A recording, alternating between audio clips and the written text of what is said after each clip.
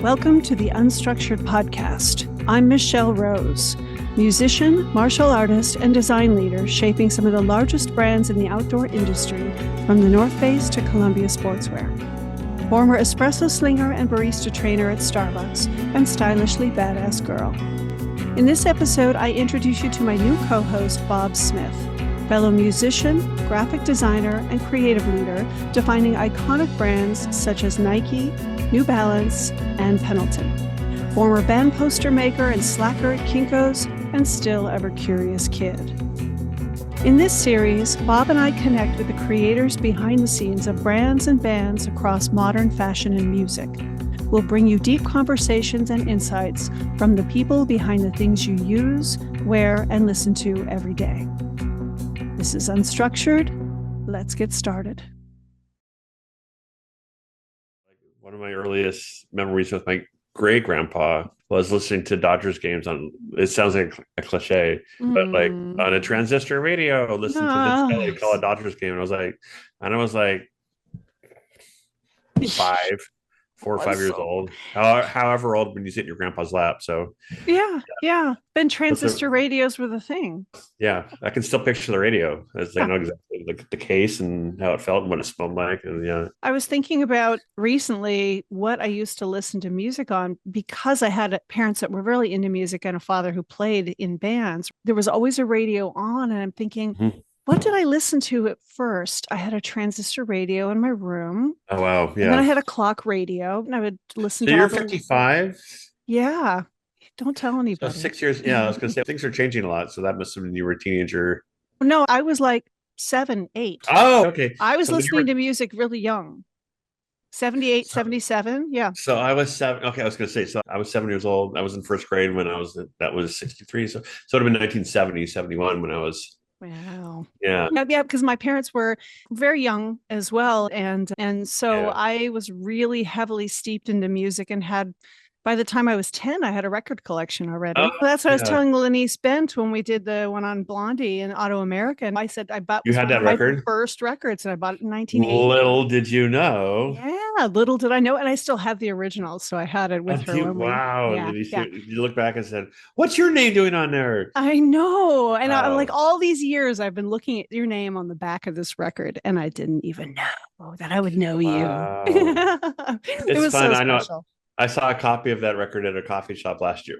Adrian and I were on the road someplace, and I saw it. I looked and I was like, there it is. Yeah. Oh my God. So, I mean, for me, doing that was such a huge, I was telling her, I'm like, I'm not just saying this. This was literally the first 3 albums I bought that I owned. Pat Benatar, that Blondie album. Of course, right. Yeah. And then Sound Waves, one of the K-Tel records from of course. You buy at the grocery store. That's because you get lots of stuff all at once. You don't have to wait, and it's all killer, no filler. Yeah.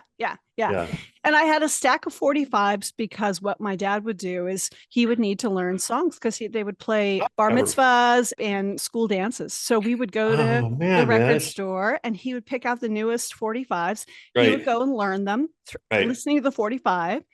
And then he would come in and give the stack of 45s to me when he was done. Wow. So I had Tommy Two-Tone and early songs like that. I still have them. From the late 70s, mid to late 70s. Yeah. So when MTV hit in 1981, that was I was 11, and I started babysitting, and that's all I did was sit there and watch him. Yep. I remember just sitting. I remember that, and I remember sitting with my friends, because you had to have cable. We'd go to my friend's house, and we just sit in front of her hours. Yeah. And you'd wait for the Michael Jackson. It took a while for Michael Jackson to come on, because there was Super White for the first couple of years. Yes, absolutely. But you just sit and wait for the Vapors. I want to see that Vapor, or Joe Jackson, or there's a lot of just like the Go-Go's, or right. Joe Jackson's stepping out. Yeah. And goes. Well, the first Joe Jackson record I got was Look Sharp. Which was kind of punky. Yeah. Okay. Stepping Out was smooth, and that was because he was kind of a chameleon. He shapeshift. Yeah. But Look Sharp is hard and scrappy and kind of angry. And see, I didn't have any, I didn't know about him until MTV. I have no idea how I found out about him, because we were like, I was a teenager in Tiger, listening to like Journey and shit like that, and I loved it because I was playing music, so I wanted good musicians. So it was. Yeah. Oh my so God. Funny. Yeah. MTV opened up so much. Didn't it? And just for me, I forget that it didn't have that same impact on everyone, but Right. because it was such a force, and like I said, I was 11, it was just that time Right. that you're really digging into music. And I had friends that liked music, but at that age, I guess I was more into it because of my dad. It was to me, and I suspect it's the same for you. It was just like Oh I was my like a moth God. to a flame. It was like because Yeah. it was so exotic. Yeah. And so, who are these people? And you get to see them for the first time. These songs you've been listening to, and Yes. this word is gets thrown around, but it was truly seminal. There was like Yeah. And it wow, because there was nothing else. There was no internet. There was no. That's how you did it. And what were you just talking with people about the radio? It was the radio was the thing. And Yeah. so all these, and it felt like everything we listened to, there was so much early rap and soul was going on in the Bay Area for Right. me, because that's where I was, Right. and rock and metal and pop. So you pretty much had the Right. Journey, and Journey was kind of the rock metal stations, and it was like a lot of Yeah. older people music. It was a lot of adult music. Yeah. Yeah. Yeah. Yeah. And then you have the oldies stations. And of course, my parents had tons of records that I have Right. now of Same. original Doors and Beatles and stuff like Yeah. that. And I would sift through those. You know But what's it's funny that you say that you use that word oldies because I think about this whenever I hear that word is the music never mind. It's older than yes, an oldie record would have been when we were kids, right? true. Isn't How, that how scary? horrifying is that, Yeah. right? Yeah. Yeah. Super unknown or Yeah. even God Save the Queen. I mean, any like all those records are like Yeah. they're 50 years old, 40 I years old. remember coming upon the Sex Pistols in 83, 84 is when it Mhm. probably hit for me. Before I was going into high school, and like Yep. Yeah. mixtapes are getting mixed around. And I'm thinking, oh my God, I'm late to the party. This is Right. really old. They had Right. just, Sid Vicious had just died 5 years before. And now I think about it now, I'm like, 5 years. My God, I was right next door. You're Like, right, right, right. Yeah. Yeah. yeah, Yeah. but it felt like a lifetime, a whole other world ago in I another. just I don't I feel they say it's like again like I think a lot of things were happening and that was interesting when we were talking to Earl Elove last week Yeah, yeah, yeah. about like how things were changing so quickly and every 5 years it was like they was Yeah. brand new and I graduated I'm old so I graduated in 81 and I remember thinking the Wow. 70s were so crazy. I'm like, what's going to happen in the 80s? You know, like just felt like we were like, and then new wave broke and the go-go's and Yeah. soft cell and all Yeah, that. had all of those. Yeah. But so you graduated in 81, Mhm. and so you were out of high school and all that stuff's hitting. Yeah. Yep, Yep. yep. And because I graduated in 88. And Okay. Oh, so okay. for me, it was like Guns N' Roses and Right. Metallica and Jane's Addiction and all that stuff was really So hitting let's back let in me, the let me day. do the math here. So I was 18 and 81. Yeah. So 81 plus 7.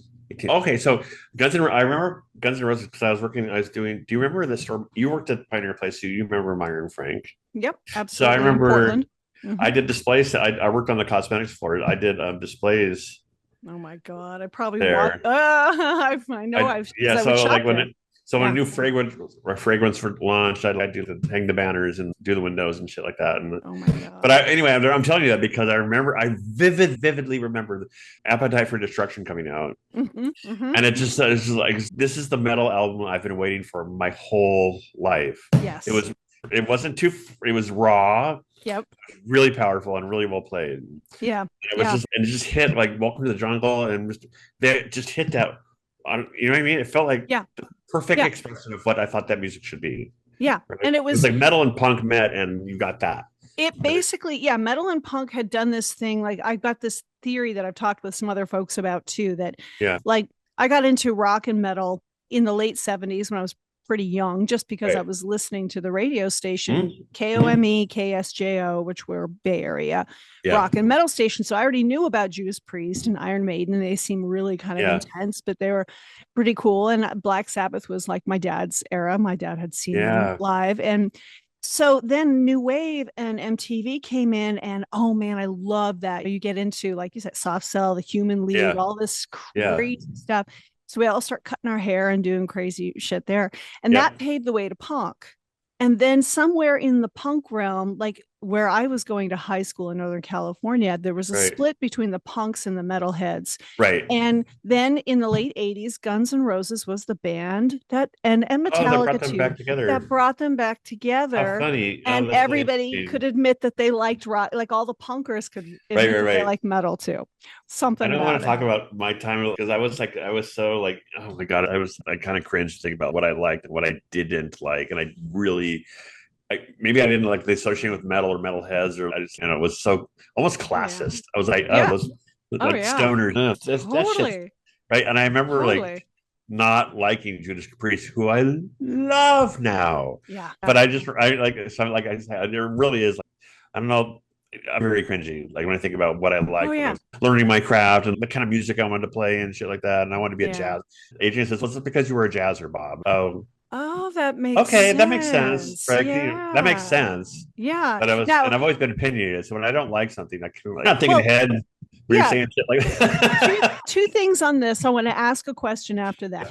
But one is we were growing up at a time that you had to choose what scene you were part of. 100%. And we would literally 100%. right make we would go, no, I think I'm gonna be a full-time like new waver now, and I'm going to try gonna this, put right? all my rock records, I'm gonna hide them or get rid of them or put them away, Totally, right? right? Yep, Right. yep. And so you had to make that choice It of was what also route you went binary. down. You're totally 1,000%. It's funny Yeah, to see it now. You yeah. see kids like you're trying on new costumes. Do you remember that opening scene from Fast Times at Ridgemont High? Speaking of old, Yeah. and it's the first day of school, and I think it's Phoebe Cates is like people walking by and go, and she's buttonholing everybody. Oh, they're Yep. dead, they're stoner, they're dead. Yep. It was because all you want to do is fit in, Yeah. right? Yep. That's all And you just desperately want to fit in, right? yeah. And when you You first know, start high school, you're yeah, like, you start with one group and then you yeah, completely change to another. yeah. And you It kind of happened to go, me, yeah, yeah. yeah. So I want to ask you then, how did you become a jazzer? How did Um, that happen for you? I always wanted to play. That's an interesting one. God, pick a lane, Bob. How'd you find out about jazz? I'll tell you how. I wanted to play drums, and I lived in a neighborhood that was pretty clean and pretty white and pretty and no music. And my mom Hmm. liked music, and my dad liked Herb Alpert. He was like Right. right, show tunes. My mom loved Barbara Streisand, but she also loved I don't know Bob Seger. But they weren't. And I'm trying to say I blame my childhood. So Yeah. I wanted to play. I knew I wanted to play drums. I didn't know it was something you could do. I like to say I was raised by wolves because my parents like didn't know the hell to do with me. So anyway, long story short, and also I was in this was in middle school. So most of the people I knew who were in band started playing in grade school. So I had this weird hang up where it's too late for me to start playing music now because everybody's already been doing it for a couple of years. And Yeah. long story Wow. short, I had a neighbor who was in band, and I was hanging out with him one day, and I saw him near the band room where the drums were, and I said, I really want to. Do you think you can introduce me to the band director? And he said, yeah. And so I said, he goes, I really want to play drums. And I was like, that was my second year of middle school, so or junior high. So this was eighth grade. Okay. And I Yeah. said, I really want to play drums. He goes, we have a beginning band class starting this year. Anyway, long story short, so now I'm in the band program, and because it's the 70s or I don't know what it wasn't that progressive yet. So to play the music I wanted to play, to get access to the drums, which I didn't own, you had to play in orchestra. So you had to play Yeah. orchestra music, right? Right. Okay. And then and then with the goal, like when you get into high school, you can play the jazz band, right? Okay. And they call it stage band, and you played big band hits, right? And you played, and it was really challenging. It's really amazing music, and it really like it's some of the most technically challenging music you've ever heard performed. And when you have a full big band blowing like at full power, it gives you chills. Me to this day, still like hearing like a big band, like a really good big band, Mm. was like Mm. amazing. And that's kind of how I got hit to Peter Erskine because he was like, Okay. that's what he was doing back then. Okay. So I really fell in love with it, and I started getting into the esoteric shit, like the Mahavishnu stuff and the Tony Williams, and like this really. Yeah. It was weird, and I loved weird, and it was like technical. And so when punk came along, these people could barely play their instruments, and they're really pissed off. And I'm like, it didn't resonate with me. Especially Yeah, if you're really into the technical stuff. I know totally. Yeah, my partner Greg and I talk about that as well. He didn't really get into the punk scene because he yeah, was really into totally. good music and really studying music. Yeah. So yeah, and also everyone has their own spike in the spectrum. So that just wasn't my spike. I was like in another area of that, and it wasn't until I got later on, and I was also in a group of people who were like, I was a young Christian man, and we were just like, so not that I didn't like that stuff, but it wasn't really. If I did want to like it, I'd have to like not tell anyone, right? Yeah. So, and there's definitely pressure to like a certain set of music, and there's a lot on here impressionable, and I kind of wanted to get along with my friends and whatever, so that's what I did. Okay. But after I broke away from all, that's when I started to go into Satyricon and really get into the really crazy weird stuff, and so that didn't happen until in my mid-20s, where I actually started really getting into that stuff because I was free to do whatever the fuck I wanted. Yeah, I moved out of the burbs. I moved downtown. Yeah. City. I started having gay friends. So jazz came out about through school. Yeah, through school. Yeah. But what it did do though is it taught me to love the art, and it taught me to love not just the technical part of it, but and I feel like a lot of people in learning music, they go through that anyway, because all you want is chops. You just want to be able to shred. And it's not until you kind of mature a little bit, you go, oh, this is in service of ideas. And so anyway, as like I said, after I kind of matured out of that, I realized, oh, that's the music. The point of music isn't just be able to play; it's be able to say something. So but that took a while. Yeah. So for me, it did. I love talking about or starting off our podcast recording talking about music, because also with everything that I've done with Struktur and on the UnStruktured podcast, it's come from the design world. And that's how we met too, is through this world of design. For me, it was like I wanted to bring music back into my life because it had been such a big part of my youth and my early adulthood. And I can talk about why then I shut the door on it for a long time and went towards design. But now opening that door back up in the last several years has been really important to me. And it's really opened the door for the creatives in my community and our industry, and how much we're connected to music as well as design. They're like this for all of us. I know we've had this discussion many times in the past, and I don't know if I've said this on one of your broadcasts before or in any of our discussions, but I remember I was part of a group of people who was talking at what I did in Kennedy to some students at Portland State one night, and I was just like, and it was like, how did you get into design? And to me, it felt when I was coming up, the story sounds like a cliche, because it was like everyone I knew. How did you get into art? Oh, I played in a band and I did all the posters, and I was like, just like you all did. And so I just said to the crowd at large, I said, raise your hand if you've ever been if you've been in a band. And this was like probably 2012, 2014, around that time. Nobody raised their hand. Wow. And it shocked me, because I was like, wow. So maybe you can hear Rick Beato yell at clouds about exactly this topic, right? Nobody plays music anymore. That was like that.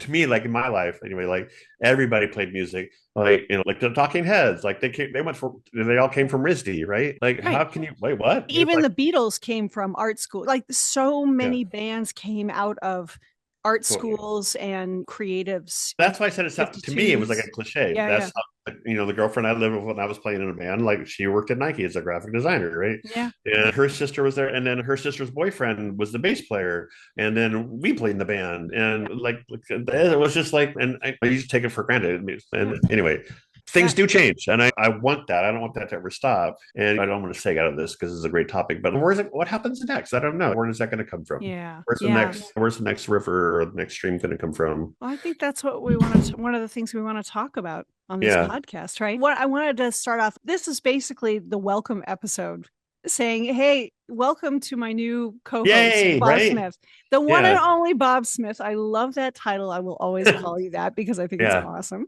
I wanted to say welcome and do this piece so that we can just have a little fun and getting to know and introduce everybody to everybody and learn a little bit more. The thing is, we don't often get a chance, just the two of us, to also talk into some of these things, because we're talking to other people. It reminds me of what I have a life coach / therapist / best friend, whatever.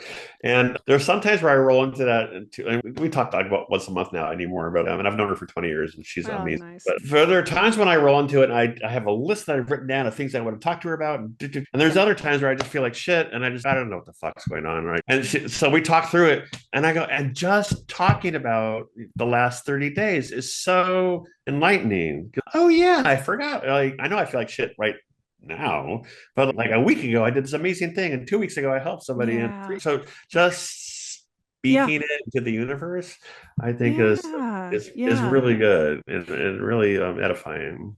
I've been thinking so much about why I do this and, Yeah. where I've been wanting to take structure as a Hmm. community, the podcast, my writing on Substack. Right. And it keeps coming back to and solidifying into I like to talk to people. I was talking to my mother the other day. She's an artist and she's doing a bunch of this type of stuff herself. Hmm. And she said, "You've always loved talking to people and you've always loved helping people." And I went, "Oh, and I didn't want to be a therapist. I don't really take on individual problems. And, Sure, but sure. Yeah. but I love to talk to people and I love to get to know people and I love to get to the heart Yeah. of who people are. And I love to see people. And there's Yeah. something that goes all the way back to the trauma and drama that I was born into Sure. that gave me that gift to be able to want to be there. A part of me is disappearing in my crazy screen. So I see that I'm like shrinking and Oh yeah. growing at the same time. But just to really celebrate people Yeah. and especially creatives Yeah. because we're sensitive and we come from every creative person I know, every artist, every designer, every musician. I can dig in and we all have really early, everyone has a challenge, a trauma, something Yeah. that they're having to overcome within Interesting. themselves. Yeah. Yeah. Yeah. So we're not unique in that, but it's also what each one of our experiences is what gives us our gifts. Yeah. Oh, yeah. I've spoken on that before. That's Yeah. makes you Yeah. You uniquely who did. you are, right? Yeah. Your whole talk was about that. Right. But it's interesting because it's like, so is that causation or is that just a Right. symptom? It's hard to say what came first, like the trauma or the urge to create. And do Oh, you need to right. be traumatized to create? I hope not, No. but you can't say that great art doesn't come from trauma. No, yeah, and Right. we can do a whole Right. talk about it, but I think I've talked to you already about what I call the Burger King crown, which Hmm. is the bell curve, Oh, right. and now it which is the bell curve of basically gifted to autism and people. And I got that because I got labeled as gifted when I was in first grade and put in Right. gifted programs, and then I learned how to be really smart and cut I made that sound class. because I did too, and I can sympathize. It was not this big badge of honor. It No, was it was. it was not. And but then I realized I was like I was too smart for my own good. I just we'd cut class or go goof off or do as little as possible so we could go Yeah, do whatever we wanted. yeah. But on that bell curve, my mom gave me a book about gifted kids when my son was born. And yeah, it was interesting because I'd never really read about that for myself. And Hmm. in the curve, you've got your bell curve, and then you've got at one end of the curve, you've got your top 10% here is gifted, your top five Yeah. is super gifted, your lowest 10% here is considered autism. And basically that you would take that whole thing like a Burger King crown and put it together and realize Oh, right, that right, right. gifted and autism are basically just right next to each other. I was thinking, doesn't that seem Yeah. so apparent now? Yes. What I know about it, our age and level of experience, and you have a kid, I have kids, Yeah. and just from being aware and observant, there's more to it than Yeah. right. The Right. crown does wrap around. It does. It does wrap around, and Right. it for me it felt very freeing in that sense of Yeah. I'm going to stop trying to be normal like Right. everybody else. I'm going to Right. stop trying to be in that middle part of the bell curve because that's what we do when we're singled out as different Mhm. on any end of the spectrum. And over time, it's about learning how to be different and be Yeah. okay with that. Just and not. It's funny because I don't know about you, but when I get uncomfortable, I get performative. I think I've told you this. If I Mm-hmm. get like I need to like kind of jar my way out of it. Or I get anxious, and then that's how it manifests, right? I start like, making jokes or saying inappropriate things, and Yeah. then people laugh, and then I'm accepted, right? But at Yeah. what cost? And I feel like sometimes you kind of give away part of the person you really want to be, just so that you're accepted, Mm. right? Yeah. Yeah. So if I say No. something funny, people will like me, but maybe I don't need to say something. Maybe I can just sit here and just be. I think this is interesting coming from a Yeah. person like you, Bob, that people like because Yeah. one of the reasons that I wanted to have you as my co-host is that you have a magnetism, you have Hmm. a way of connecting with people. I get that a Uh, lot. Yes, See, I did it. I just did it. See, I'm uncomfortable, so I make a joke. and Thank you. but if for some reason you have made it serve you, but at the same time, I don't know. I see what's on the exterior. Those Mm-hmm. of us see that. We don't know what's going on underneath or what you go through Yeah. in public situations or with new people or when you're uncomfortable. We just assume that people who perform are Right. extroverts, right? Right. And we don't know what's going on under the surface. Mm-mm. And even people who are like the people that I look up to, we look up to the high performers, so to speak, right? They have no idea what's going on in their head. You No, have, you know, no. Oh, and I just feel like it's all relative, oh right? yeah, yeah, yeah, yeah. And then if I can run with that thought, is let me see if I can state this succinctly. So if we feel that way, and maybe let's go so far as to say maybe some people feel that way about us. So mm-hmm. that should unlock empathy in all of us. Yeah. It's like, I Yes. mean, you know what I mean? So-called up and downwards, right? Right. Absolutely. So Absolutely. that's me on my best days, my best self. There's other days where I just feel like I can barely be nice to myself, Yeah. but Yeah.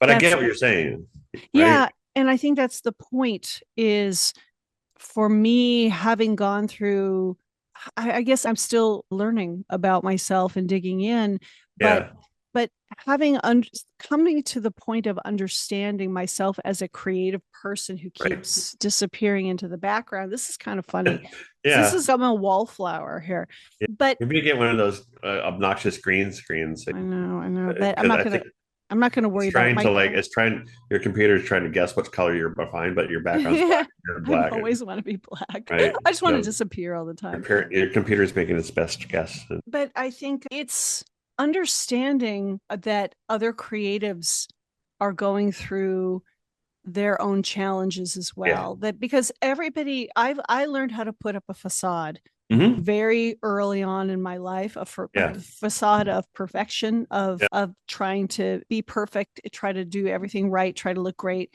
And that's why I'm disappearing out of the camera. That's why I think this is interesting.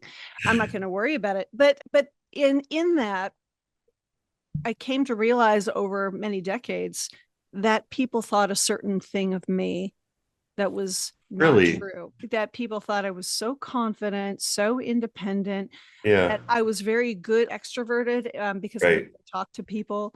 Right. And then when I started to share, wow, no, actually, I was so introverted that when I Yeah. would be in a public space having a conversation with people, I would literally leave my body and be standing over Really. here watching myself having a conversation and judging myself. And I Right. would not be able to be present in the conversation. So Crazy, people were right? kind of uncomfortable around me.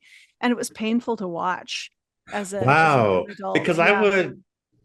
I would say again, this is so much again, this is like we were saying, it's all about perception, right? And then Yeah.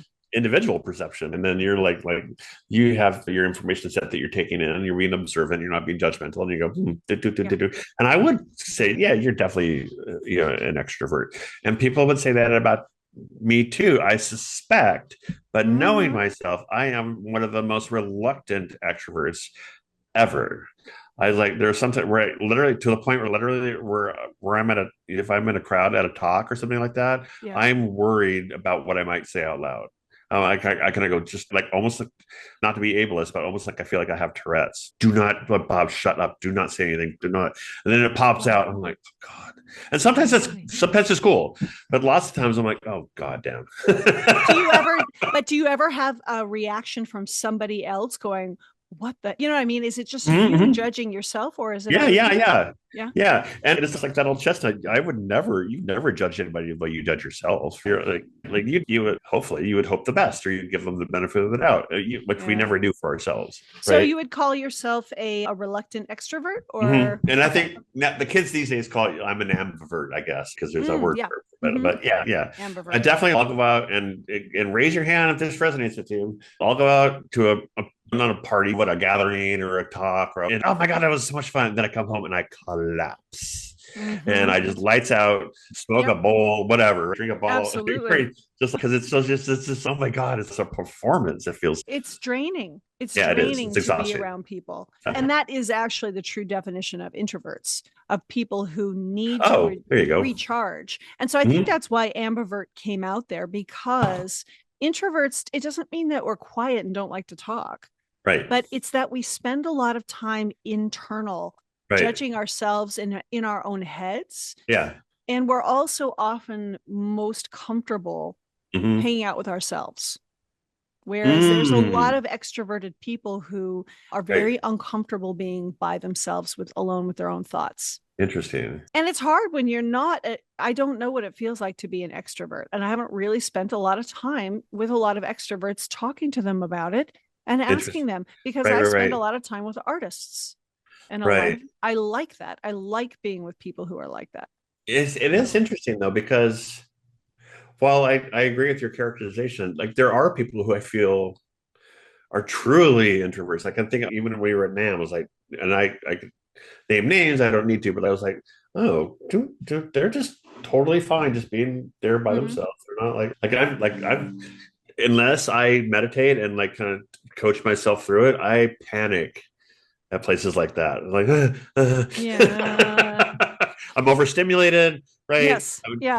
Right. It's like, you know what I mean? Yeah. Yeah. Yeah. So that's why I say I'm a reluctant extrovert, because I do enjoy it. I am curious, Yeah. but the Yeah. energy it takes to explore that curiousness and put myself out there is really expensive for me. Yeah. And I think that's one of the reasons I wanted to invite you in as a co-host Mm-hmm. is to I love one-on-one conversations with Mm-hmm. guests. I Same. love that. It's a lot of work for me, Yeah.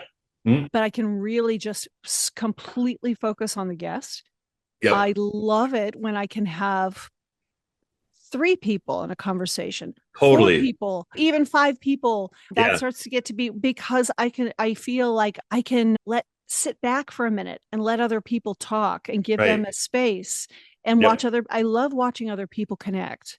It's Is really hard not to think for me, and you'll get this immediately when I say it, of like a jazz trio or the difference between a trio and a duo, right? Mm-hmm. Yeah. If it's a duo, let's say you have piano, one person's responsible for the melody and one person's responsible for, so, and that's a lot of responsibility for. So if you spread it out a Yeah. little bit, Yeah. but not only do you bring in another perspective, but Yeah. it makes it, I think things flow. You get more. I don't know. It just feels. Yeah, I totally get what you're talking about. It's easier Yeah. Yeah. for sure, right? And so that's what excites me is it Yeah. starts to, because I was saying the things that I want to do in my life. And this is what I'm trying to encourage all of us to do. We're Mm-hmm. all in a space now. We're doing more of this is do the things that you love, Yeah. because it's not, oh, here's your gift to be able to do what you Right. love. I Right. Right. actually start Right. to think now that it is our duty to do what we are Oh my drawn God, to I'm so do. glad you said that. Yeah. Yes, it's our Yeah. duty, and because it gives permission for everybody to start doing what they're good at, what they Right. love, and then that is when you start to bring in a community of people Right.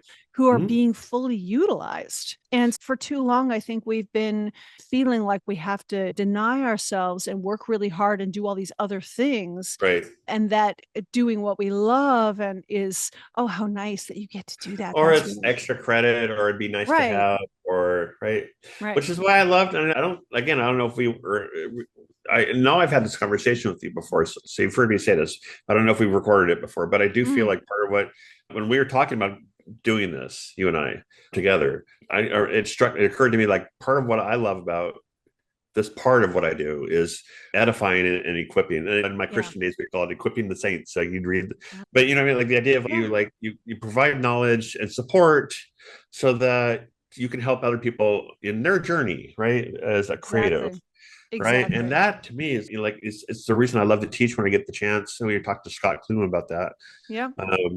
Ask any teacher why they love what they do, and they'll tell you exactly the same thing. It's almost selfish, because I just, But it's so selfless. right, But it right, feels I yeah, love that yin yang of it, yeah, because in that sharing, yeah, it's that human connection where we get to yes. see that we're okay. Oh, I'm hearing about you and you're sharing, you're opening up. Hmm. And Yeah, that means I'm okay. And I can now trust you a little bit more because right, you've made yourself vulnerable. Now I'm being right, myself vulnerable. right. And that's a fundamental human connection, which I is could not agree more. what And we it's since need. what's interesting about it is it's whatever, I don't know, the opposite of support. Being depressed is Mm, super isolating. And yeah. Adrienne actually said this to me a few years ago, which is like so profound. But like she said, depressed people are really selfish. And I was like, wait, and it sounded like she was beating up on selfish people before I realized, no, she's right. When you're depressed, you Yeah. don't want to talk to anybody. You don't want to go out. You don't want to leave your house. You want the lights out, right? It's very Yes. isolating. And I remember when I was going through my divorce, and it was a really dark time for me. And what I was reminded by the people I love is like, no, you're not alone in this. Yeah. You're surrounded by people, and it was kind of my job to at least try to meet them as halfway as I can, get out there.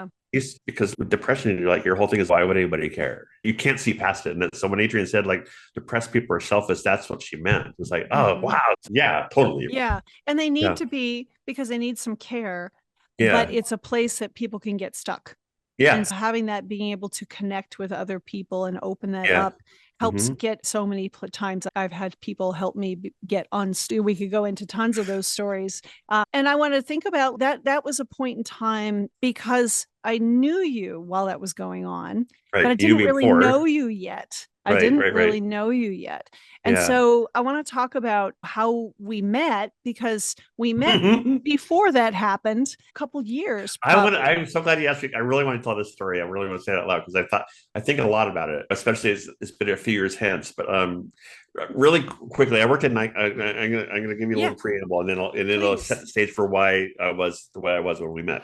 Yeah. So I worked at Nike as what they called an apparel or product graphic designer, which is basically like I did t-shirt graphics, and anything that went on a tracksuit, and then obviously it wasn't limited to that, but mostly that's what I did. I was a graphic designer. I did album covers and posters and whatever else. Right? I drew cartoons, Yeah. and so I was a walk on. What I call this, I was a walk on at the University of Nike, and they put me in the sport graphics department, and I started doing t-shirts. It was like really fun. I got to learn. I got to work, and like I said, I have almost no college experience, so it's like working next to people who went to art center and Savannah College. Like I'm some heavy hitter, and oh my god, is that Tinker Hatfield? Yes. So now here I am, like way over my head, right? Okay, I'm like, okay, so I did that. So for 10 years, 11 years, I did that. And part of being an apparel graphic designer is you sit in lots of apparel fittings, right? Mhm. And you work with a lot of apparel designers, and pure osmosis. I go, oh, okay, that's how you do that. Okay, see, and so I Yeah. started,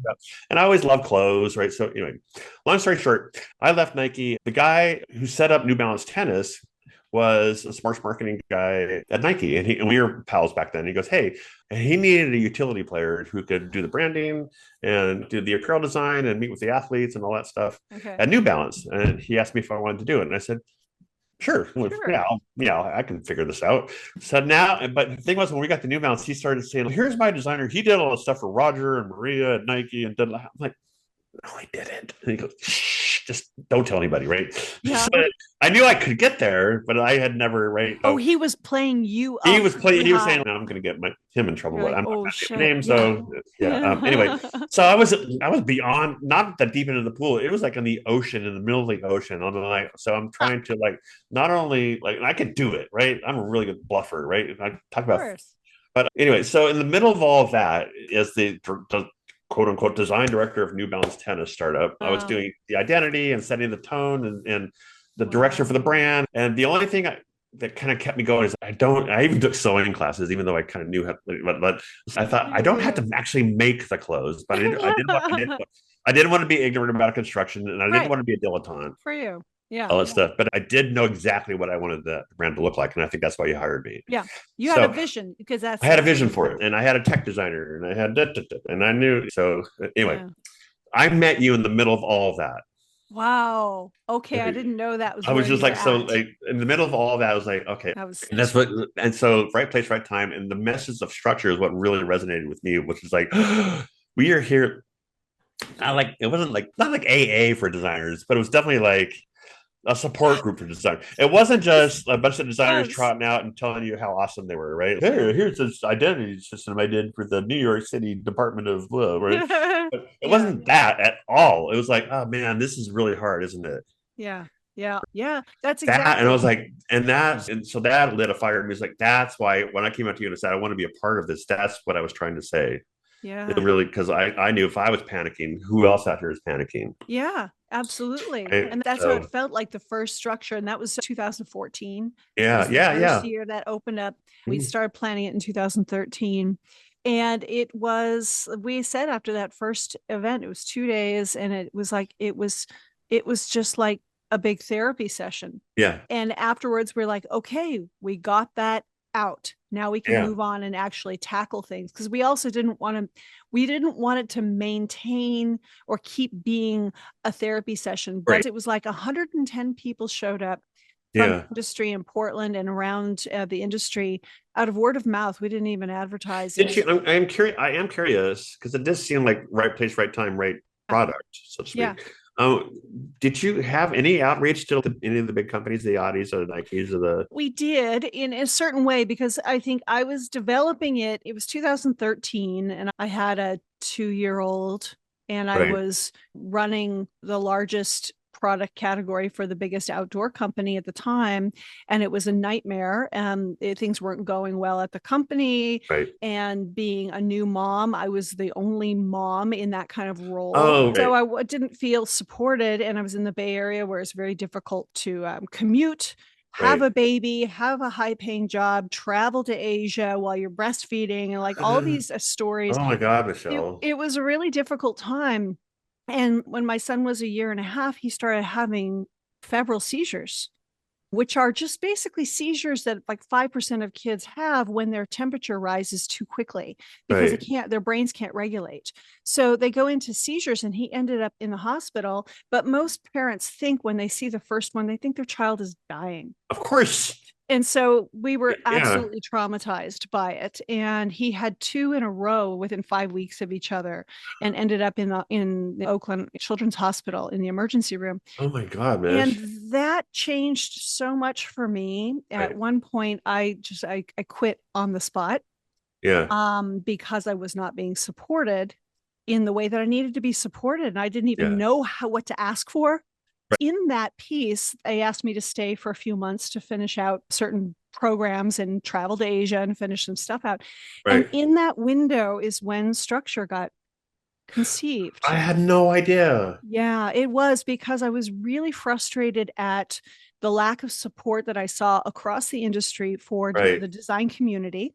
Right. And I saw I wasn't the only one going through this. There were other women that were going through it in my company and in other companies. Right. But I saw that designers were struggling, and that I had learned from my boss early on, who had been in the industry for a long time, how emotional creatives and designers are and how they Right. struggle in a corporate environment. And she created a great environment for us that I wanted to replicate, but had a really hard time doing.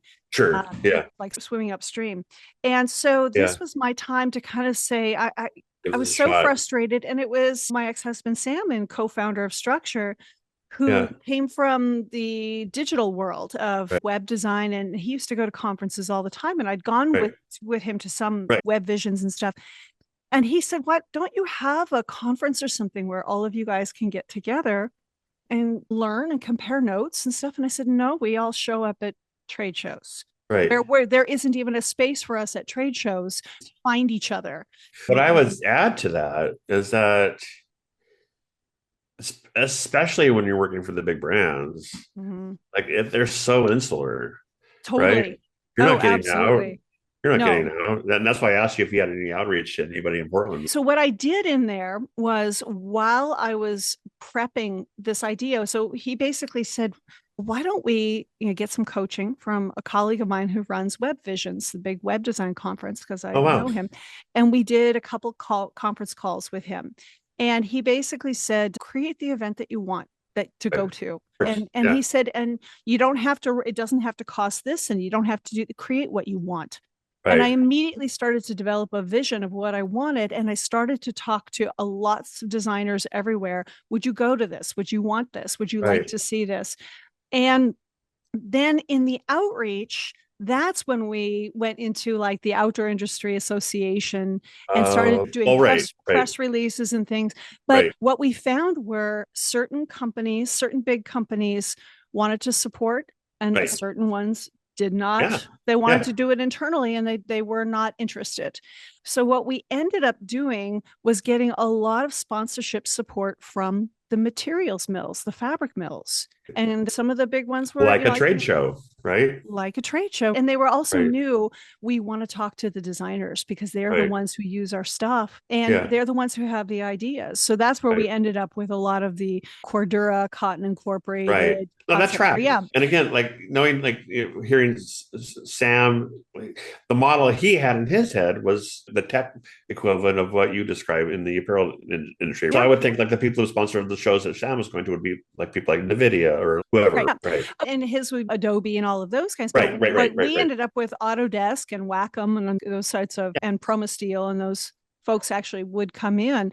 But the outreach that we basically did was some press releases and public service announcements, and we printed postcards, and I ran all over Outdoor Retailer and I handed them to everybody. And I'd already talked with a lot of designers like Mark Galbraith from the brand Now at that time.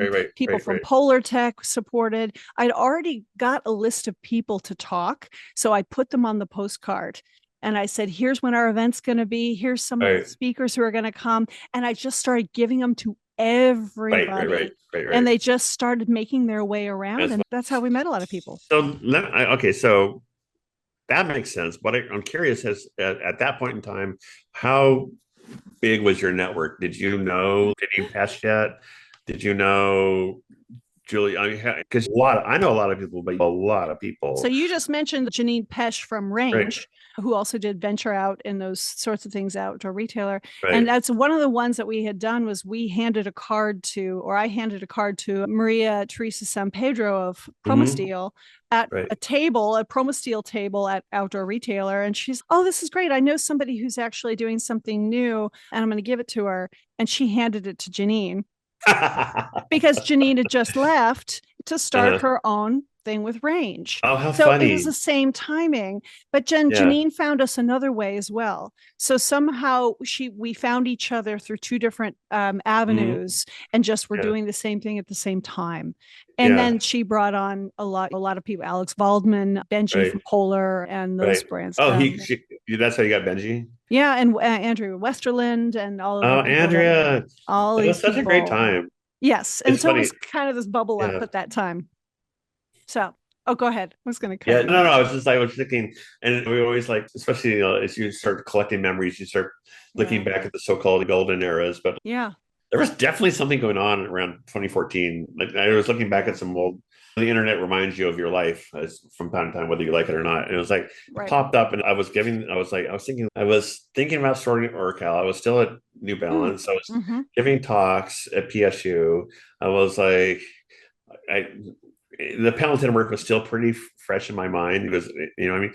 So I remember one time going to the airport, like flying out, and they had done a national parks activation at the airport. And it was basically like a museum gallery of everything I had ever done. I'm like, it's like, it was, for me, it was like an amazing time. But there's something going on, and that's when I met you. So there's something, I don't know, magical. We all kind of galvanized there. And I think that, and now we have hindsight. This is over 10 years ago now. Like, why did I leave that New Balance job? God damn it. But everything has shifted. And I've gone into this a little bit. And this is where I think we're going to cover a lot as we go through in the podcast is in that first year. I remember you were there because you're tall, you're very vivacious. Loud. You ask a lot, and a lot of people, there were several people like you who ask a lot of questions. And I loved how the speakers and the audience were interactive. Totally. So we kept the stage low. We kept everybody right there together.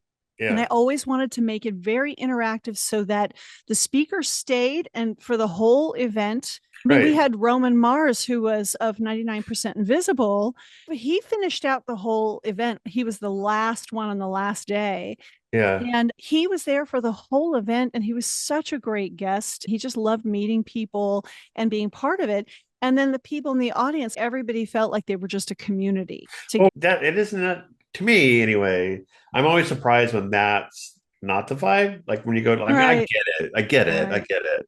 Not every, but sometimes that's always kind of what I hope for. When I go to a show, like I want to know more. I don't know about you. Like when you ever watch a really good movie, like if you rented a movie, and what's the very first thing I do after it's over is like, wow, tell me about the director. I want to know who the production assistant was.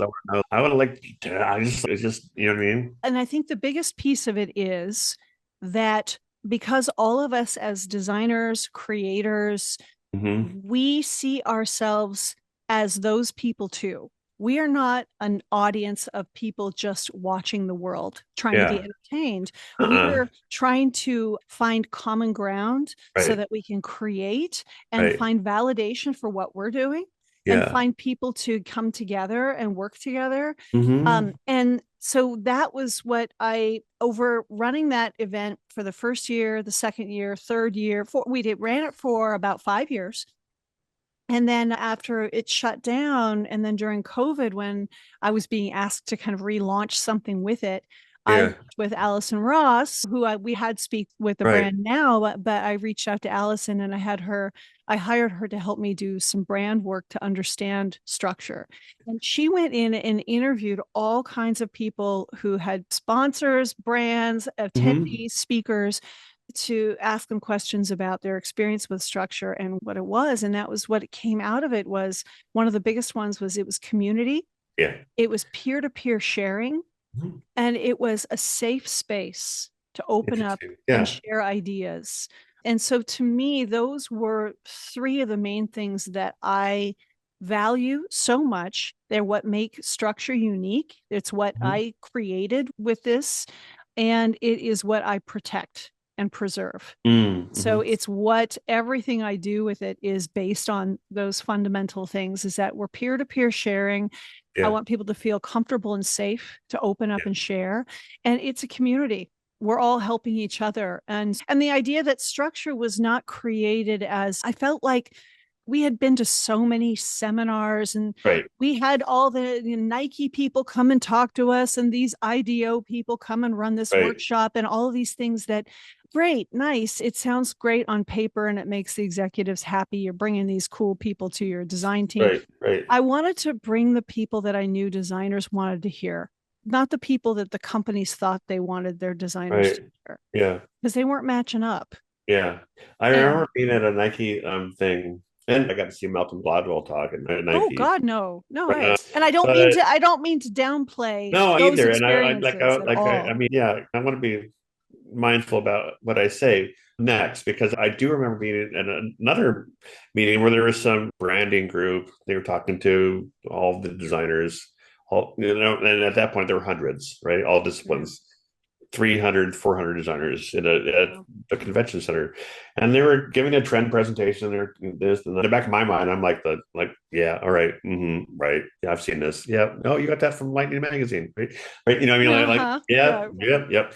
And it was like I kept waiting for it to get better, and it just never. It was always we know all these things, and I looked around, and you do too, right? And so anyway, at the Q&A thing, and I was like, I had a hair at my butt, and I was just like, there was a Q&A thing. And I remember saying, because I remember how nervous I was when I said it, but I said, you know what, I'm really glad you came here. Thank you for coming. I said, but I feel like a lot of people here already kind of know what you're talking about. The people who really need to hear this are the marketing people we work with.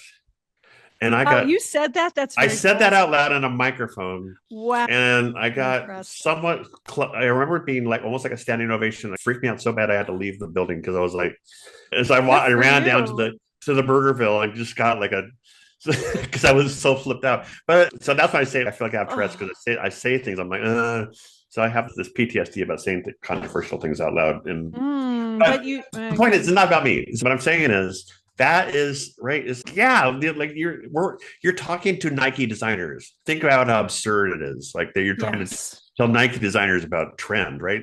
You have a room full of trend hunters, right? Yeah. So it's not bad that you're here, but you're talking to the wrong people. You should be talking to the people that we have to deal with every day. Yes. I think to your point, and I like to hear these stories over and over again, because I'm constantly wanting to, I'm always constantly checking myself to make sure, the content I'm bringing, I want to bring it, but am I staying on track? Right. And I have to trust that what I do is what's on track. But a big piece of it is that the example of Malcolm Gladwell, how often are you going to be able to get to hear Malcolm Gladwell? So a company like Nike is going it was early in his career, but still. But yeah, right, and even us right. being able to get Roman Mars and have him Yeah. do a radio show was whoa, nice. We were so glad he did it. Yeah. And we paid him well for it, and it was Yeah. well worth it. But those are opportunities when Right. certain types of people show up that you're never going to be able to have the opportunity here. You Right. go and you shut up and you listen. Yeah. Yeah. But the thing about when you go to talk to designers at Nike, designers in all of us in this Right. industry, because many of us have been in and out of Nike and Adidas and Sure. the Right. North Face Right. and big brands, is that we are creators. We are wanting to be heard. We want our stuff to be seen. Yeah. We're working our asses off to go out into the world and learn and pull out from our own selves and connect with others. We are operating at a high level.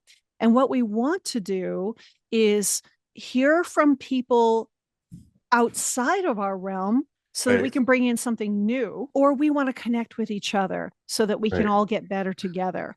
We don't want to be talked at. Right. That you nailed it. That's it. Right? We want to be talked with. And so I think that was why I always wanted the audience and the speaker to be able to connect with each other. Yeah. Because you're dealing with an audience of really smart, creative people that you can't bullshit. Yeah. And I wanted my audience to be respected. And, and the other idea with Struktur was that we set it up with 3 tiers of speakers, meaning experienced speakers that we had a certain kind of budget for to pay keynote speakers. So high level people, usually from outside of the industry that we wanted to bring in. Oh, okay. Yeah. Or leaders within companies that we thought had something to say. A middle tier, which was somebody who could do their own level of speaking, but maybe weren't as experienced. And there was a certain pay that we would do for them as their fee.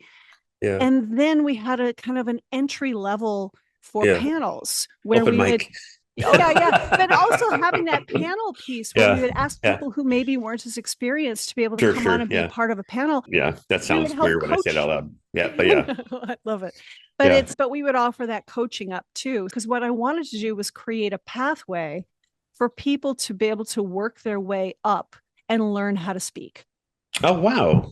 It was also like I'm wanting to help the audience and our whole community get better at speaking, because the biggest piece that was about Struktur was I started to see that the outdoor and sport and performance industries were starting to dictate fashion. And the designers didn't realize the impact and the power that they had in taking over how the world was beginning to dress. Yeah. And I wanted them to be able to stand up for themselves more, to be able to present better, to be able to speak better, to be able to have a seat at the table and be in more leadership positions. Right. We're not there yet at all, but that was what I wanted. So I wanted an avenue where people from our industry in the audience could have that opportunity to start to learn how to do this and give them a platform. Yeah, I didn't know. Interesting. Wow. Yeah.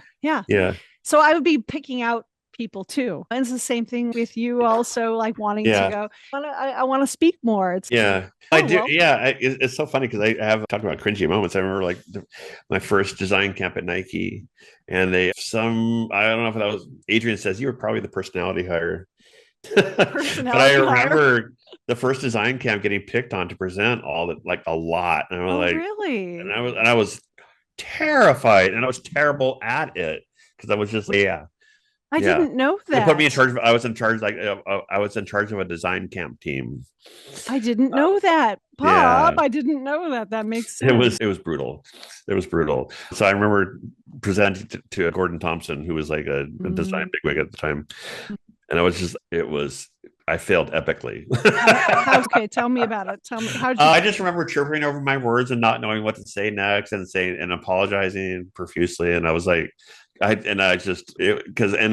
then on top of that, being surrounded, as I said, by Art Center, Savannah College of Art, RISD, right? Yeah. Mount Hood Community College, 8 credit hours. Yeah, doesn't matter. So right? It was like, there you are, right next to him. Yeah, but you know what? A lot of them are hating him. Sports metaphors. Who was it? I just heard someone say, "You either win or you learn." It was Jalen Hurts, according to the Eagles. Go Eagles! I love him because he works really hard, but he also has a great perspective on what that brings you and what to like about why he's about process. But him saying so succinctly, you either win or you learn. It was like when you win, you're like, yeah, I did it, I nailed it, I'm gonna do that again. When you fail, you're like, oh, the first thing I do after I pick myself off the ground is, oh, what happened? Yeah. And you go to school. You go, what? How do I do better next time? Anyway, so that was like, yes, and that's why I call it the University of Nike, because I learned so much. I've never been so uncomfortable before in my life, and so many times, but I just learned so much. Yeah. Yeah. This is another piece that we can really start to uncover as we talk with more people, because the guests that we have lined up span across our industry, sport, footwear, outerwear, outdoor, music, graphic design. There's a lot of people we want to talk to, and there's a lot of crossover and similarities. And the one thing that a lot of us, like we were just talking with the first episode that'll come out after this, is Scott Klum, who's, you guys are like early snowboard and snow sport and skate culture, and talking with a lot of us from a time of the 80s and 90s when a lot of us got these jobs without degrees or out. Yeah, well, I say it was like a walk-on, but that's very common. That's actually quite common especially in the outdoor industry. And so there's a lot. I wouldn't have guessed that. It is. And I came in with an unfinished bachelor's, but ended up with an associate's, even though I had almost a full bachelor's education in design. Funny. But I left early because of what was going on at the school that I was going to in Portland. Yeah. And then I went and worked on my bachelor's in business afterwards while I started at Columbia Sportswear. But I didn't go back to school and start my degree until I was 29. So I went through a whole, at 19, I moved out of California, went to Portland, and tried to kind of start my own life and put myself through some junior college and take classes in design and anthropology and drafting and those things. And just life hit the shits for me. Right. It goes right. And I ended up, that was where the music thing kind of cut out, because I followed, a boyfriend who was in a band and had been part of the whole punk rock scene. And there was just too much shit going on. And I cut loose from all of that. I ended up getting a job at Starbucks in 1990 when Howard Schultz had just bought the company a few years before and was just growing it. And so I was a little kid and just got into that coffee scene, and he was hiring and promoting people very quickly. So into management, I got put into a training role really young at 21, and I was going up to Seattle and getting trained by him and the team. So I was walking around Seattle with Howard Schultz, like learning about coffee, and then hanging out in the roasting plant with the master roasters. So I ended up doing that. And then I ended up training martial arts. And through finding martial arts, I started to get healthy, stopped kind of hanging out. So, I am curious, because you've spoken of this before, but I don't know if I ever heard you tell me how you got started, or when you got started, or where you got started doing that. What drew you to it? And it's such a part of my life that I'm trying to infiltrate back into. I started to think about martial arts in the 80s. I wanted to learn how to fight somehow. And I hate to say it, but it was also being part of the punk scene, and the thrash metal and punk scene was full of a lot of really destructive guys, a lot of violent guys. So I ended up in an abusive relationship right out of high school, and I followed him right to Portland, and ended up having to basically get out of it in fear for my life. And I had no idea. And I have a whole story around that I don't really need to, I have written a little bit about it in my Substack, and I'll write more. It's here on the radio. I love that. I want to call this a radio station. But that's another piece, was that I love the idea of being a martial artist as a woman. But I also wanted to be able to fight and defend myself, because I actually was a better fighter than him. Anyway, he was an alcoholic already. But I found myself at the age of 20, I had been labeled gifted. I'd been really talented in art and sports and all kinds of things, but I was really independent and rebellious. And I found myself suddenly in another state, all by myself, getting out of a bad relationship. How old were you when you moved up here? I had just turned 20. Oh my goodness. So I was barely out of my 19th year. Wow. And you Yeah. moved up here with him, or did I you? moved up here with him. Yeah. Okay. So And you lived together. So that's how you didn't move up here by yourself. You like moved yeah. with somebody and set up here and Yeah. got it. Okay. Okay. Okay. And I Right. lived with him for 10 months. Okay. And then I was on my own, got my own place. Yeah. That's when I had my job at Starbucks. My job at Starbucks paid me enough and Yeah. gave me medical benefits Right. and paid me enough that I could afford my own studio apartment in Portland. In Portland. And I realized a minute ago, I actually just said, "Oh, you moved up here." I'm like not living in Los you're Angeles not right now. there anymore. Yeah. Yeah. Because that's where we met. Right. Yeah. But, Yeah. and it was 1990 and it was at the beginning of the You 90s. get a And studio apartment for $450, I think. yeah, I think it was 435. Yeah. Yeah. Yeah, My place exactly. on yeah, my Yeah. place in Northwest was like four. I remember they moved from 425 to 435. Yeah. I was on Northwest Lovejoy. Yeah, I was on Yeah. 23rd and Johnson by the Yep. Music Millennium. Yeah. Not too far from there. And so yeah, that's then I at some point there I had terrible friends. I had people who were Interesting. ex-heroin addicts. Like I got back in with the whole punk scene and there was Yeah. a lot of drugs coming in. Yeah. And I Yeah. realized that the people that I knew, I think I just had some bad experiences of I went to go visit my parents. I went on a trip and I came back and the friend who was supposed to be feeding my cat and watching my apartment screwed things up, like ruined things in my apartment. My Oh cat man. box hadn't been cleaned. The cat hadn't been fed. Like I realized that my Oh, friends were not friends right, and right, that right. my life sucked and I needed Yeah. something else. And somehow I'd latched onto martial arts and Yeah. I wanted to find a school. And I went around and visited different schools and they were all like so masculine, too many guys. Like Interesting. I Yeah. couldn't even walk in because I was so nervous. And then I had found an ad in the Yellow Pages for a school called One with Heart, which was on Hawthorne. Somehow I called and it was a woman who answered and I made an appointment to go watch Yeah. class. And when I went in, it was a woman at the desk and I went to watch class and it was full of men and women together training, a Right. bunch of people just like me, my age. Yep. And the biggest, scariest guy in the class came out after class and he said to me, "Oh, are you going to join? It's really fun. It's great people. You're You're going like, to love what? it." And I Right. was like, "Oh my God," I was terrified, but everyone invited me in and it was a Yeah. safe space. Yeah. And I ended up starting and I never left. And So that probably made a huge impression on you, it absolutely right? did. I'm I just kind of needed doing the it. math in my head of like the last 5 minutes. So you went from scared and intimidated and in a bad relationship to open, confident, safe, Safe. right? How could you not be drawn to that? Everything that I've tried to make structure be. Yeah. I try Yeah. to make that where anybody who's terrified can walk through the door and Mhm. feel welcome. We're here for you. Got ya. Yeah. And I was a new kid a lot when I was young. We moved a Yeah. lot. And so I had to do that a lot. And so Yeah. I walked in with a black bob and lots of makeup on and Sure. all Your armor, punked out, right? lots of jewelry and stuff That was like your that. armor, That right? was my armor. And Mhm. I still love that style. But over the Right. years, what it Yeah. taught me was all kinds of stuff about, I ended up going to therapy and learning about a lot of things in my family and doing a lot of Yep. healing and just learning about myself. And it took me from 1991 was the year I started training Yeah. to 1998. I actually ended up starting to work at the school. So I worked there, I trained Wow. there, and then I lived behind the school in a house with a couple of other students that On were there. Hawthorne? Yeah, like on Madison Street, right behind it. Yeah. Wow. Were we nearby each other? Yeah. Yeah. I lived around the Southeast. corner I lived around the corner from the seminary Where was the seminary?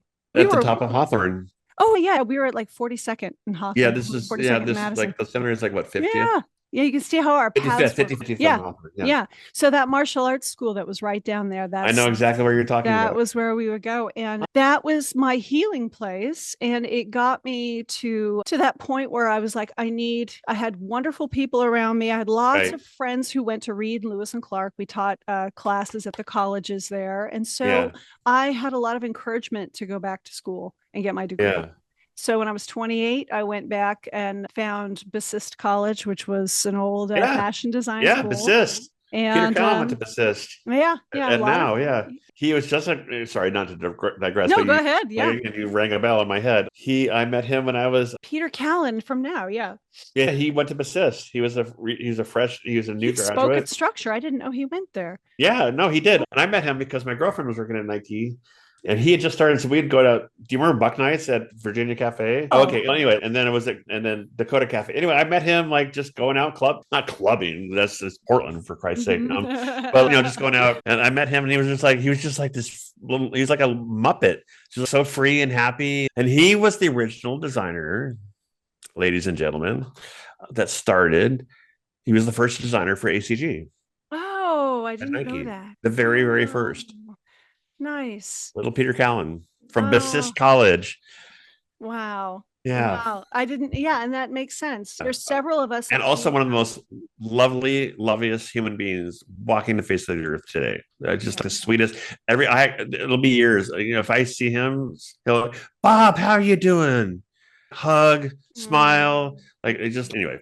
Yeah. But that's the community. And what I had found out was that one of the black belts who was my teacher's sister, who has passed away, but she was my mother's age, had gone to bassist with Mr. Bassist in the 60s. Oh my God. And she was one of the black belts that I was learning from. And so when she's like, oh, I went to bassist, you're going to bassist. Oh my God, that's so amazing. And so we had this connection between the fashion design and martial arts already. Yeah. And then it was Portland. It was Portland. 90s, right? Yeah. So everything for me was coffee. Magic. It was ask Scott Klum. It was fucking magic. Yeah. Portland in the 90s. God. Oh my God. It's like whenever I see Portlandia and I tell people, I said, yeah, I lived that. That was it. And even earlier, you were there even earlier too, but it was like all those experiences and all those houses and all those people and all that stuff. You're like, yep. True. Sitting in the coffee shop with all the different magazines, and you're like the Mother Jones. And did you read that? Did you read this? Yeah. And we're like, yes, we sat in coffee shops and read magazines, political and idea and art magazines. All of it. And Powell's Books. I worked at Powell's Books for a little while. Yeah. I did. I worked on the Powell's.com on the internet side across the way. But all those Portland things. So the martial arts piece ended up being a real lifesaver for me, and which got me into design. Totally get it. Yeah. Got multiple black belt levels through the years. And now it has infiltrated my life in such a way that it's just part of everything I do. So I'm trying to bring that back in along with the music into the design side and bring all of those pieces together. Yeah. And I think when you and I really connected, I remember this now because I was going through my breakup and my divorce. Right. And I was raised Christian boy, and I walked away from it for a long time, and I came back to it and thought maybe I'm doing this wrong, so I tried it again, and I tried to live it more by the tenets of the teaching of Jesus rather than what I thought I was supposed to be doing. Anyway, so what I'm trying to make the short story long, what I'm trying to say is when I met you, I was just questioning everything. I said, in my head, I did everything I was supposed to do. I thought I was doing it right. I was praying, blah, blah, blah, blah, blah, blah. And so anyway, long story short, I started reading Pema Chodron and Thich Nhat Hanh and a lot of the Buddhist writers. Yep. And I was like, oh, this just made so much sense to me. And I remember trying to parse it from what it kind of was the residual, Christian belief I was kind of clinging to, because that was my security in my earlier years. Interesting. So when people dissed Christians, I go, it's like the Francis Schaeffer line, I would love to be a Christian if it wasn't for all the Christians. So anyway, that was my vibe. It was like, I'm going to do this reluctantly because I believe it, but goddamn, this is not very much. Anyway, so when I met you and you were telling me about the martial arts, I think that's kind of where our roads kind of intersected, because I was on that road, staying out of judgment, staying observant, and staying curious, and all that stuff. So as a correlate, it's interesting to me when people talk, when you talk about martial arts, the studios being so aggro, that's, to me, it's more about mindfulness. The word that you hear all the time now is mindfulness, but it's mindful, and which to me is another way of just saying present and curious, right? Yes. And I'll say that those other schools that I went to, I can't say that they weren't also that as well. It's just that there was such a fear that I had that when I saw a bunch of tough looking guys inside, I was already prepared for the fact that I would be probably one of the only women. That too, right? Let's not discount that. I was too afraid. That's huge. I was too afraid to give them a chance. Yeah. So I had to find a school Right. that was more open. And I Right. found that a lot of the schools had very closed off entryways that were very difficult to see in and get to. Oh, The school I ended up with had so the from the outside, it open seems so mysterious. windows. Yes. And I Right. think that open and the martial arts world is very odd and mysterious. It's very weird. It has Yeah. a lot of weirdness because of that. And so Right. what a lot of people see now is the MMA, which is a whole other thing. And It's and not. that's a whole other, yeah. Yeah. Yeah. But I remember us talking about that, and I remember you being really open and curious and saying that I'm really trying to, I want Yeah. to ask about that. I'm trying to learn. I remember you saying that and having Yeah. this really I strong just wanted to get open rid of all mind. the dogma. Yeah, Like I said, I feel like interesting. I was like, somehow it had not devolved, but I feel like I said, I felt like I was being a quote unquote good boy in my Mm-hmm. marriage, and I was doing all things I was supposed to be doing and whatever. And it still went sideways. And I was just Yeah, like, what was all that? You know what I yeah, mean? And I yeah, really, I remember saying this to you, and I was interviewed. It's like when you get torn open like that, it's almost, that's why I say never waste a good crisis, because you're at the point like when you're happy and comfortable and you're not like, you'll question, but unless you're wired that way, you're just going to keep doing what you do, right? But when right. you get torn open like that, you're Yeah, like, it's your chance, your opportunity yeah, to know and learn in a way that yes, you're not able to any other time. Y- So that's what. So when yeah, you and I really connected, when we bonded, that's what was happening. yeah, yeah. There was something that you had said that I just thought about a second ago in that conversation, and I wish I could remember what it was right now in a timely fashion, Right? Yeah. because it was really poignant. Then, oh yes, I just remembered.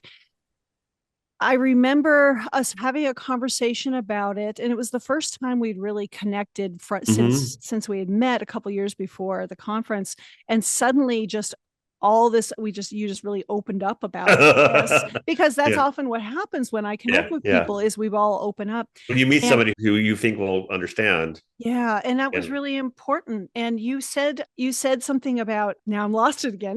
I have to get right yeah. to it. Is I said something about the whole marriage not being a waste, Oh, meaning right, right, right, right. that because I think we were also going through a similar thing where our martial arts our teachers had split and people were questioning all their years Hmm. of training. Sure. And my Well, feeling we're was humans, right? my feeling was no, all those years that you've trained, that's yours. That's what you Yeah. have. It was I remember you successful. telling me that now you say that. I It remember you telling me that. I remember you saying too, I'm really glad that's so true. I'm really glad you said that because it was like saying, no, your marriage didn't fail. You had a successful marriage all Right. those years. For 24 years. That was, And yeah, right. yeah, and then it changed. Yeah, And then there it was changed. something in that feeling of that I needed to hear that too at that time of Yeah. like all those years of my training were mine. They really meant something and they Yeah. still do. And no one can take that away. No one can Yeah. take those 24 years Oh away my from God. your marriage. I know I've told you this before, but like that, I just want to add on to that because I remember when I was at Nike and sportswear had just started to be really successful, really blowing up, and they were flying me and my best friend and designer I was working with, Jason Phillips, all over the place. And it was also like anything in a big corporation when it becomes successful, that all of a sudden people want to part of it, right?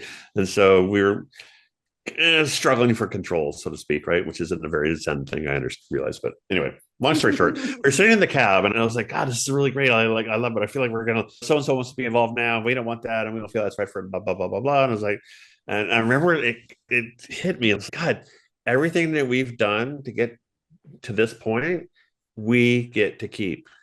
Yeah. Like the it's our like we and I don't need a swoosh to do this. Mm-hmm. I can go anywhere and do the same thing someplace else. Yeah. The opportunities will be different, the colors and shapes will be different, but the process that got us here is ours to keep. And that was just like Mm-hmm. so. I remember just it was like just it felt like almost a gift, right? Yeah. Yeah. It was Yeah. really amazing. It Yeah. was a really And amazing feeling. it is a gift. Yeah. And I think from that, what we people like you and I have had the chance to learn is that, oh, we can create more of those gifts for ourselves because those were Mhm. ones that landed in our lap.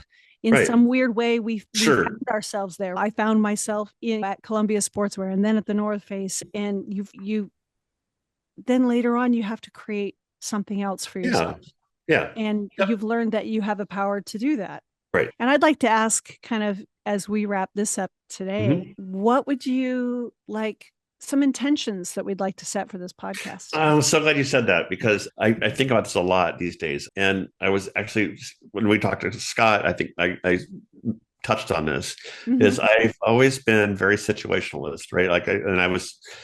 I feel right place, right time, right opportunity. What I want to get better at, the intention is creating more of those opportunities internally and not just relying on standing next to the person and hoping that they'll pick me. Yes. So I guess maybe a little more self-generating. So that's always it. And therefore not conscripted to something or someone else, someplace else, right? But there doesn't need to be a logo on my card that, what I mean? There can be a logo on your card that you designed. Means something. Having said that, I did take a shot at that with Oracle, but it's like the timing wasn't right for me in my life and my relationship and whatever else. But it's a great feeling, right? So I'd like to try to get back there again. Yeah. I think that, and I've done some things like that too, where I tried some things and launched some stuff. And I think my intention for this is already what I feel like I'm doing with it. Oh my God. Which is, I said a couple of years ago, I want to start failing in public. I didn't always want to try to be perfect and then have people see it. I didn't want to perfect anything. That the only way that I was going to figure out what I wanted to do and get any good at any of it was to do it and put it out there. And that was when I learned about shipping it from Stephen Pressfield. Oh, yeah. It just, and that's a Guy Kawasaki thing too. Yeah. Like that whole shipping, they all talk about that. Seth Godin talks about it as well. And so for me, just showing up on a regular basis as we've been doing and starting to edit and put it out and on a regular basis, continually having conversations. I love these. I love talking to you and everybody that we talk to. Yeah. It's feeding me so much that I've released attachment to anything from it. Yeah. Yeah. And so I just want to keep failing in public. Meaning, well, there's it's to me it's famous and iconoclastic, but maybe not to everybody else. But the sentiment surely has become more well known since there was somebody at Wieden & Kennedy made out of clear push pins. They covered a whole wall. It says "fail harder" in script. Do you remember seeing it? Yes, I remember that. And ladies and gentlemen, if you're listening to this, just Google Wieden & Kennedy "fail harder." Yeah. But what blew my mind about that was the statement it made. It wasn't somebody didn't design something in Illustrator and hit print and it puts it on a wall. It took hours, if probably days.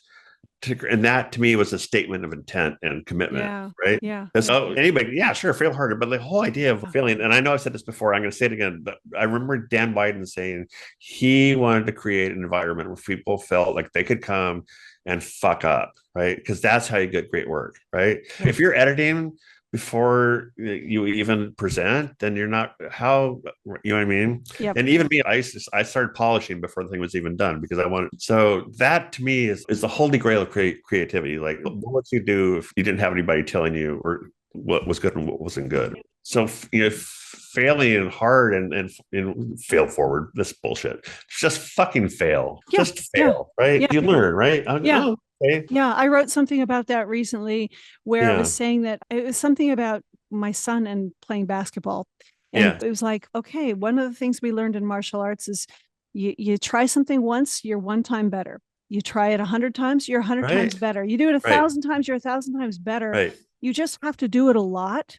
Right. And I wrote something about people who, trying it, like failing, and people who don't want to ever try anything.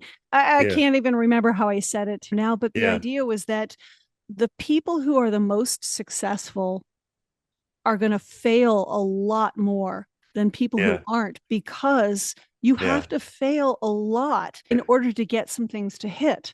Yeah. You just gotta do stuff. I couldn't agree more. And your modus operandi for continuing on when you fail is different for everybody. But I feel like I remember Draplin saying one of his key tenets in his talks is, you gotta love this shit. You gotta love this. And if you're not If you're not if you're not in love with it, then it's gonna be hard for you. It's gonna be hard. And if So you do what you love, and so you yeah. And There is that. I do feel like the fallacy is do it. You never work for a day. Another. Yeah, it sounds so cliche. Some days, it? yeah. But God damn it, I love. You know what? I love one of my favorite smells in the world is to this day. Is still working into a printing press and smelling ink and paper. It's like a wine cellar to me. It's like I just feel like to me it feels like possibilities. And the thing you're working on is going to get printed and sent out into the world. You know what I mean? Yeah. So and I've been collecting stickers and scraps of paper since I was the first memories I have. So I know I'm in the right area. I know I'm doing what I'm supposed to be doing. And I think that's what he was saying, what Aaron was saying. Is you really got to love this. Which is, I guess, conversely, which is a good reminder, like, why are you doing this? Because you love it. And if it's not, you go for a season or two where you don't love it, maybe you got to ask yourself some questions about who you're doing it for, why you're like those things. Yeah. And I think that's where I don't really relate to the word retire, because retire to do what? Right. And do what? More art? Yeah. And there's lots of cliche statements that we can get into saying it, but it's more about, I think the idea that we're going to get across is it's going to come across in all the different conversations that we have with all the people that we want to talk to. And so we're going to talk to all kinds of, I don't know, like-minded people, but also people that we're interested in and want to learn from and want to connect with. And they become part of the community. That's what I love about every guest that I've ever had at Struktur on podcasts, on any of these, that when Sam and I first started the podcast, we did several episodes, is that everyone has become part of the community. They've become friends. And so it's not just like rotating guests. It's people that then are part of the family. Yeah, I'm really looking forward to see where this goes.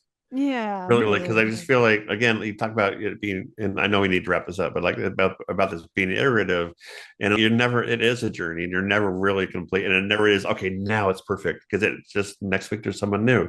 So I really am interested to see kind of where this thing goes. Yeah, yay! All we have to do is show up and keep doing it. Totally. So thank you for showing up. Thank you for asking me to show up.